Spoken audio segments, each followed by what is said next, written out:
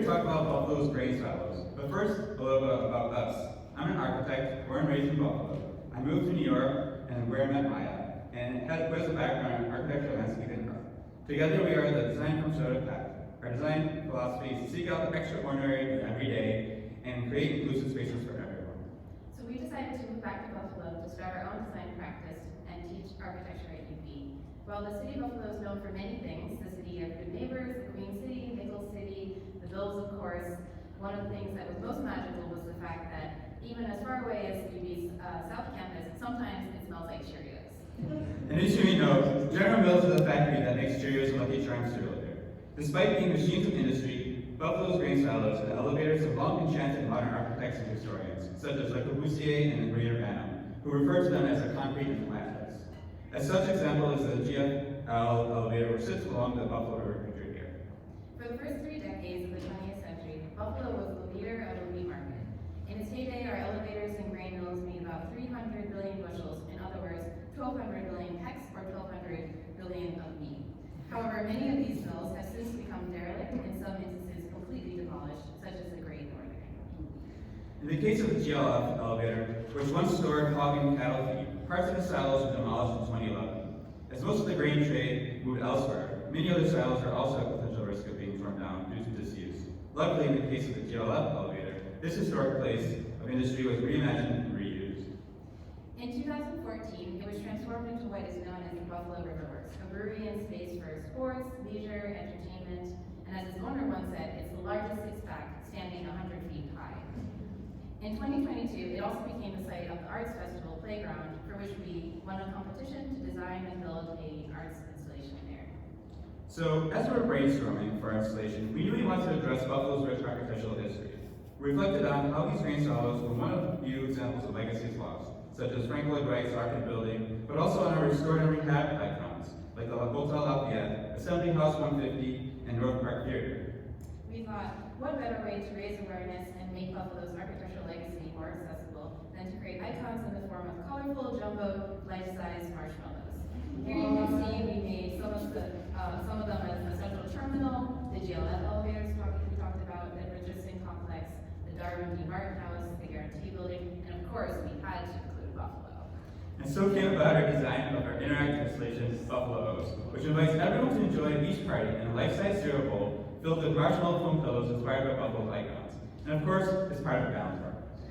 And I mean, what other picture we get to say, and here's a conceptual note. So we designed all the elements that would be sited within the outdoor area, known as the Stonehenge of Riverworks. The installation would be made of ready-made materials.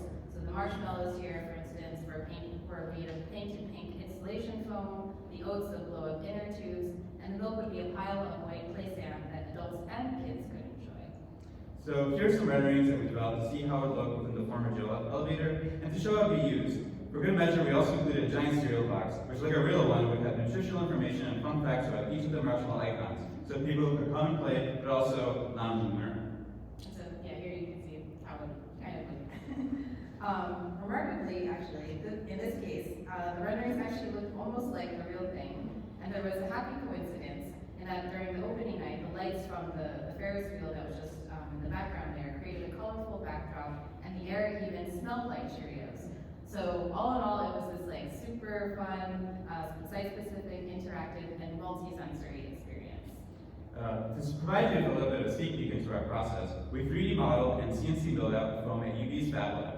Then we gestured and painted marshmallows in different pastel colors. After being set up, the kids went wild for it. We were really impressed with how inventive they were, interacting and arranging with the different Buffalo O's. So you can see there, we even made a slide. So yeah, we used 5.5 tons of sand, which were delivered on a massive truck from Home Depot. And with the help of our friends and colleagues, Joyce Wong and Chris Fetzko, who are pictured here, we were able to move all of the 50-pound stacks in place. We left a lot of the sand in the bags, actually, so that we could mound it to make the structure. The play stand was so irresistible that we were even able to recruit some smaller volunteers to help set up our opening night. So during the playground, it was a big hit, especially with families. In fact, it became the de facto daycare center of the 4-day festival. The toddlers loved riding the tiny buffaloes and climbing on top of the marshmallows like a little jungle gym. Some of the older kids were able to identify a few of these marshmallows as buildings in their neighborhood. In the meantime, the adults would read aloud to call out the fun facts like the Darnley Mountain house contains more than 8.5 miles of wood trim, or that the Guarantee Building's facade was inspired by flowers, seed pods, tree branches.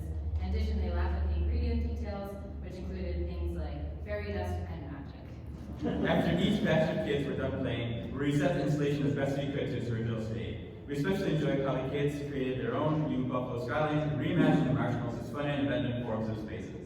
Like slides, caterpillars, stepping stones, even some adults got into them. Like that guy.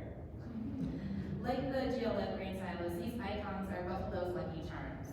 We believe that architects should also be advocates for architecture that is already existing, not only for the sake of sustainability, but for our collective history. But to end on a lighter note, we also